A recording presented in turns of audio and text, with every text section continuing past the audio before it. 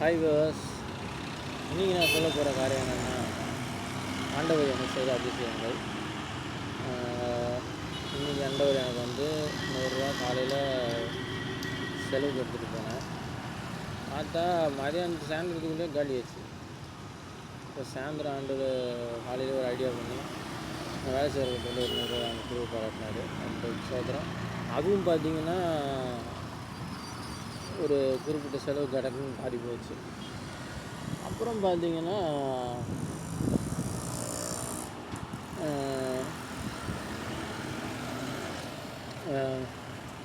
என்னோடய tea snacks எல்லாம் order பார்த்துக்கிட்டாரு.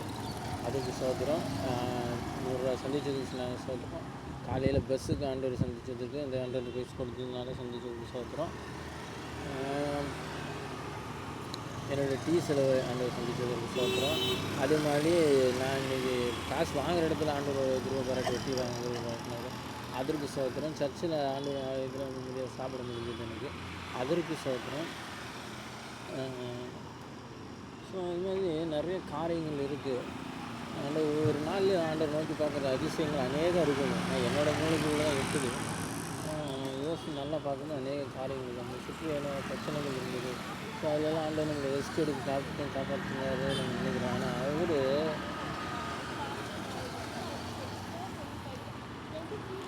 அவரை நோக்கி நம்ம பார்க்குறோமோன்றது தான் பார்க்குறாரு. புரியுதுங்களா? அவர் என்றைக்கு ரிஸ்க் எடுக்கல. ஏன்னா ஆண்டவர் வந்து எல்லாம் யோசித்தான். புரியுதுங்களா? ஸோ அதனால தான் நான் சொல்கிறேன், ஜீசஸ் நெவர் ஃபெயில்ஸு. ஸோ இந்த நாள் முழுவதும் எனக்கு கிருபையாக வழி நடத்திட்டு வந்த தேவனுக்கு கூட நன்றி. அதே போல்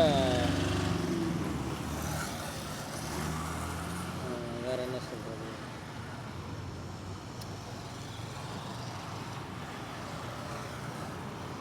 சில காரியங்கள் இருக்குது.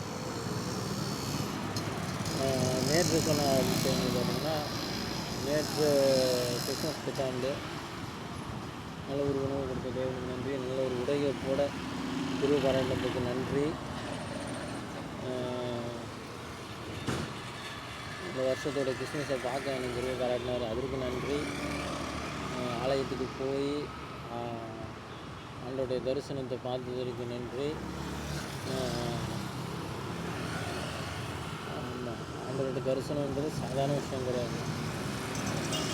இந்த உலகத்தில் நம்ம ஆண்டவரை தேடுறோம், ஆனால் ஆண்டவர் நமக்கு தென்படுறாரு.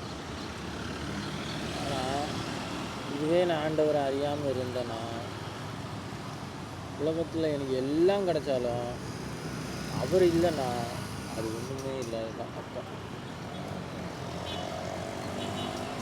உங்களுக்கு புரியுற மாதிரி சொல்லணும்னா, இப்போ எங்கள் அப்பா இருக்கார். எங்கள் அப்பா வந்து பக்கத்து வீட்டில் இருக்கார், நான் இந்த வீட்டில் இருக்கிறேன். ஒரு நல்ல நாள் எங்கள் அப்பா என் கூட இருக்கும்போது அந்த நல்ல நாளில் எனக்கு எவ்வளோ சந்தோஷமாக இருக்கும். அதே எங்கள் அப்பா பக்கத்து வீட்டில் இருந்துட்டு நான் இந்த பக்கம் வந்துட்டு ஒரு ஃபங்க்ஷன் அட்டன் பண்ணேன்னா, இல்லை ஒரு ஃபங்க்ஷனில் நான் இருந்தேன்னா, அது எனக்கு சந்தோஷமானு பார்த்தா சந்தோஷம்தான். ஆனால் அது ஒரு என்ன சொல்கிறது, ஒரு நல்ல சந்தோஷம் கிடையாது. என்னமோ ஒரு தகப்பன் இல்லாமல் ஒரு ஃபங்க்ஷன் போச்சுன்ற மாதிரி இருக்கும். ஆமாம், ஒரு பொறுப்பற்ற ஃபங்க்ஷன் மாதிரி எனக்கு இருக்கும். கேட்டா அந்த மாதிரி என்னோடய இயேசு கிறிஸ்து என் கூட இருந்தால் தான் எனக்கு அது சந்தோஷம். இந்த உலகத்தில் வந்து எவ்வளோ இருந்தாலும் பிதா சுதன் பரிசுத்தாவியானவரான திருத்துவ தெய்வமான இயேசு கிறிஸ்து என் கூட இருந்தாங்கன்னா அதுதான் எனக்கு மகா பெரிய சந்தோஷம். அதுதான் என்னோட மகா பெரிய ஒரு ஸ்லாக்கியம்.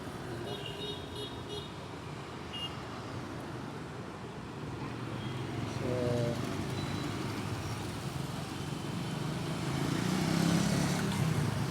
ஆண்டவர் நேற்று தினமும் இந்த தினம் என்னை வழி நடத்தினதற்கு நன்றி. மதியானம் பார்த்திங்கன்னா நான் ஆலயத்தில் எனக்கு கிடைக்கும்னு நினைக்க ஃபுட்டு, பட் கிடைக்கல. அப்புறம் நான் யோசித்தேன், என்னடா இது, அப்புறம் தான் தெரிஞ்சது சண்டே மட்டும்தான் அப்படின்ட்டு. ஸோ அதுக்கப்புறம் ஆண்டவர் கிருபை பாராட்டினார். என்ன ஒரு ஸ்லாக்கியம்னா, எனக்கு பக்கத்தில் கடையில் ஒரு கம்மி ரேட்டில் டிஃபன் அரேஞ்ச் பண்ணியிருந்தார். ஆண்டவருக்கு அதற்கும் சோத்திரம். ஸோ அதுவும் பார்த்தீங்கன்னா நான் அன்றைக்கி கிறிஸ்மஸ் சொல்லி எனக்கு அதுலேயும் ஒன்று எனக்கு என்ன சொல்கிறது இறைச்சியை வழங்கினார். எதுக்கு சொல்கிறேன்னா கர்த்தரை தேடுவதற்கு ஒரு நன்மையும் குறைபடும்.